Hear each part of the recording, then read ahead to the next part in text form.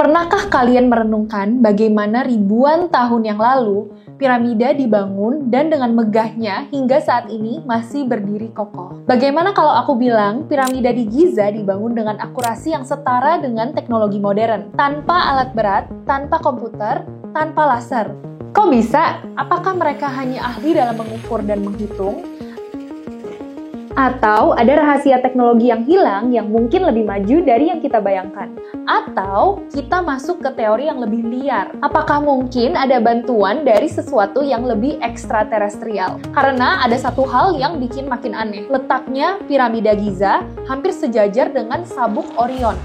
Sama seperti piramida di beberapa peradaban kuno lain di dunia. Koordinat geografis piramida Agung Giza adalah 29,9792 dan tahu gak, kecepatan cahaya dalam vakum adalah 299.792.000 meter per detik. Kebetulan atau sesuatu yang lebih besar. Beberapa teori menyebutkan bahwa teknologi elektromagnetik mungkin sudah dikenal di zaman itu. Bahkan ada spekulasi bahwa piramida bisa jadi punya fungsi lebih dari sekedar makam, tapi sebagai generator energi. Apakah ini hanya kemampuan luar biasa dari manusia kuno atau bukti bahwa kita pernah dibantu oleh sesuatu yang lebih maju? Let's start with the history of pyramids.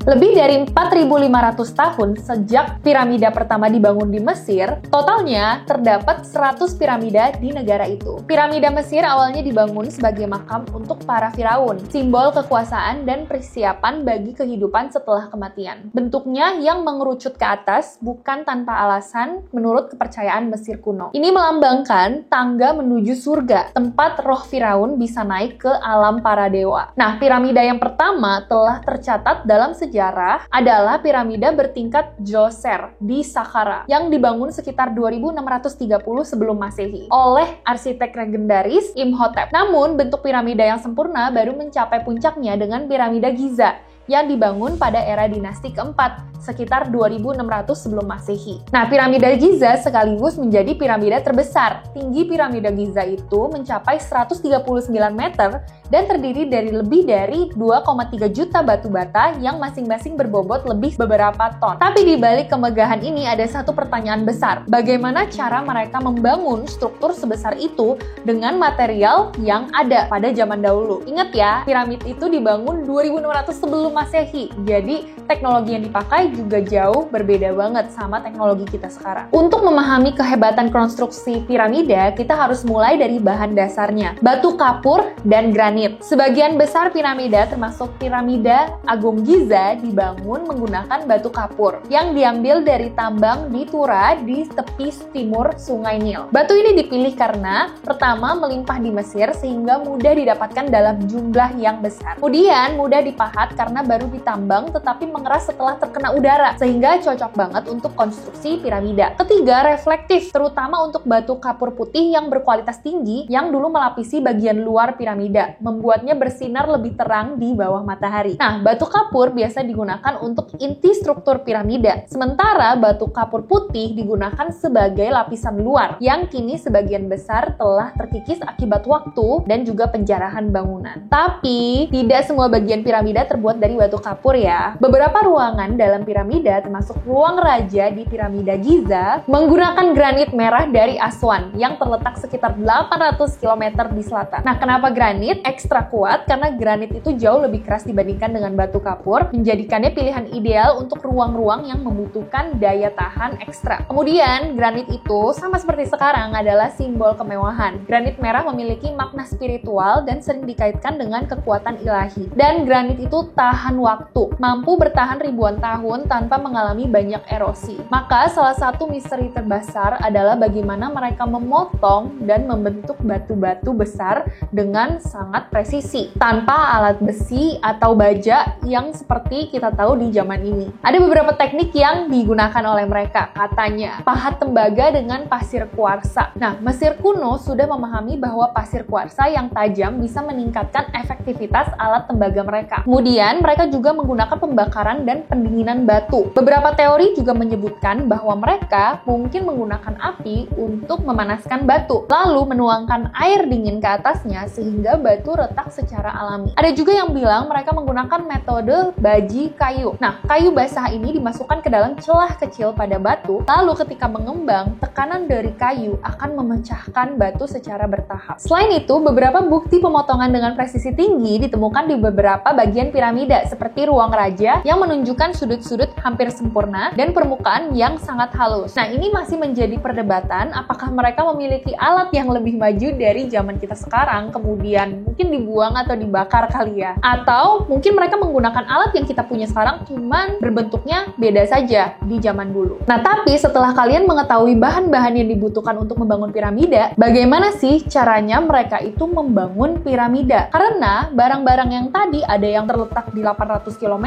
dan ada yang lebih jauh juga. Bagaimana mereka bisa memindahkan batu-batuan itu? Sungai Nil menjadi jawabannya. Nah, mereka ini memanfaatkan aliran Sungai Nil sebagai jalur transportasi utama. Blok-blok batu ditempatkan di atas rakit kayu besar yang diarungi menuju Giza. Setelah tiba di lokasi, tantangan berikutnya adalah memotong dan membentuk batu-batu tersebut dengan presisi. Meskipun tembaga lebih lunak dibandingkan granit, orang Mesir kuno menemukan cara yang cerdas. Mereka itu menggunakan pahat tembaga bersama pasir sebagai bahan abrasif. Nah, teknik ini memungkinkan mereka mengikis batu secara perlahan hingga mendapatkan bentuk yang diinginkan. Selain itu, permukaan batu-batu ini juga dihaluskan dengan cermat. Nah, dengan alat sederhana, mereka mampu menciptakan permukaan yang hampir sempurna, memantulkan sinar matahari di bagian luar dan memberikan kilauan pada piramida-piramida ini. But the big question is, bagaimana sih mereka memindahkan dan menyusun blok-blok batu seberat puluhan ton tanpa alat berat? Setelah batu-batu ini dikikis, dipoles, bagaimana mereka dapat membangun struktur piramid yang kita tahu sekarang? Nah, orang-orang Mesir kuno membuktikan kerjasama manajemen dan organisasi yang baik. Tapi mereka juga nggak berpegang pada solidaritas aja untuk membangun piramida. Butuh teori teknis juga. Dan ada beberapa teori-teori yang menarik yang mencoba menjawab misteri ini. Karena bagian ini sih yang paling susah untuk dipecahkan. Salah satu teori yang paling populer adalah penggunaan ramp atau tanjakan. Bayangkan sebuah jalan miring yang dibangun dari dasar hingga puncak piramida. Dengan ramp ini, pekerja bisa menarik blok-blok batu ke atas menggunakan tenaga manusia dan mungkin juga bantuan alat-alat sederhana. Ada beberapa varian dari teori ramp ini. Pertama, mereka menggunakan ramp lurus atau tanjakan panjang yang membentang dari dasar hingga puncak piramida. Namun untuk mencapai ketinggian tertentu, ramp ini harus sangat panjang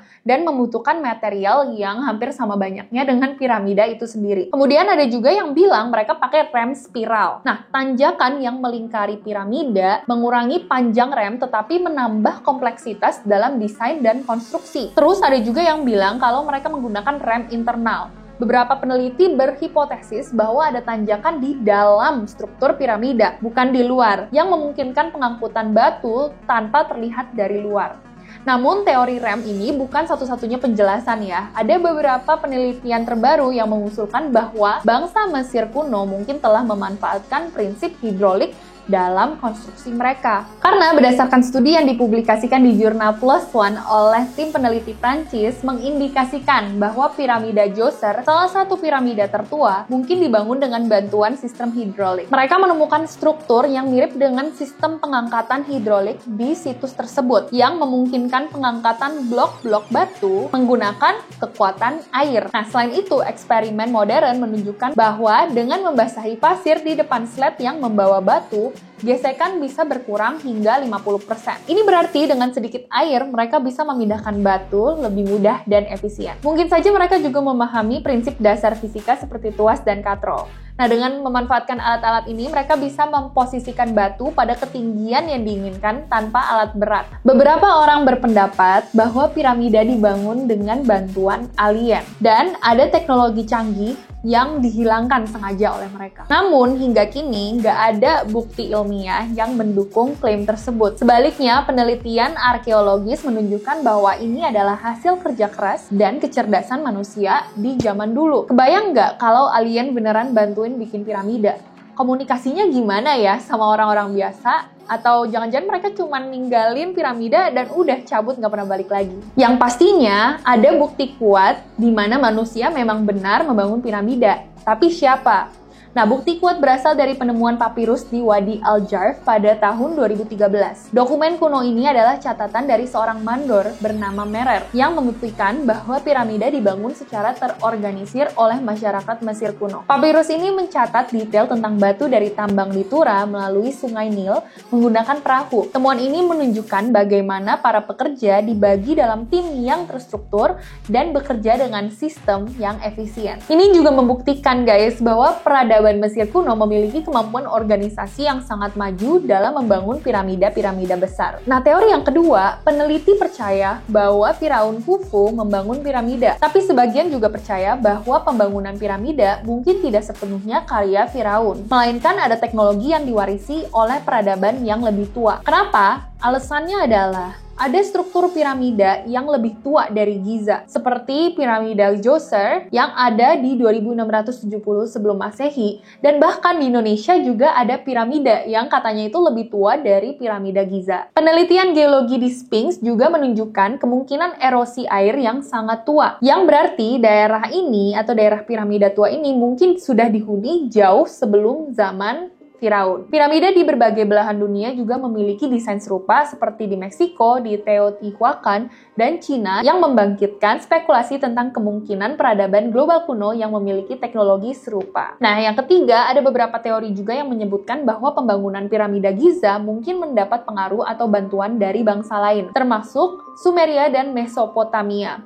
karena mereka memiliki teknik arsitektur maju termasuk zigurat, struktur yang mirip piramida. Nah, bukti perdagangan antara Mesir dan Mesopotamia sudah ada sejak 3000 sebelum Masehi. Dan Plato juga pernah menulis tentang Atlantis, sebuah peradaban maju yang tenggelam ribuan tahun lalu, The Lost City of Atlantis. Ada sih yang berspekulasi mungkin teknologinya juga berasal dari peradaban yang hilang. Yang jelas udah clear ya, tentang alien yang membangun piramida itu adalah dibunk alias dibantah. Teori ini paling lemah, hanya semacam mitos tanpa dasar aja. Begitu banyak yang kita harus pelajari dari piramida-piramida ini, dari akurasi penyusunannya, hingga teknik-teknik yang sepertinya melampaui batas kemampuan teknologi zaman itu. Nah, semua perdebatan dan pertanyaan atau teori tentang keajaiban piramida, mungkin jawaban pastinya tidak akan ditemukan dengan mudah ya, karena sekarang masih banyak peneliti atau researcher yang ngeriset tentang hal tersebut. Tapi, piramida ini tetap menjadi simbol kecerdasan, kerja keras, dan tekad yang luar biasa dari manusia sebelum zaman kita. Kalau menurut kamu, apa yang sebenarnya terjadi di balik pembangunan piramida ini? Jangan lupa tulis di kolom komentar and don't forget to follow me.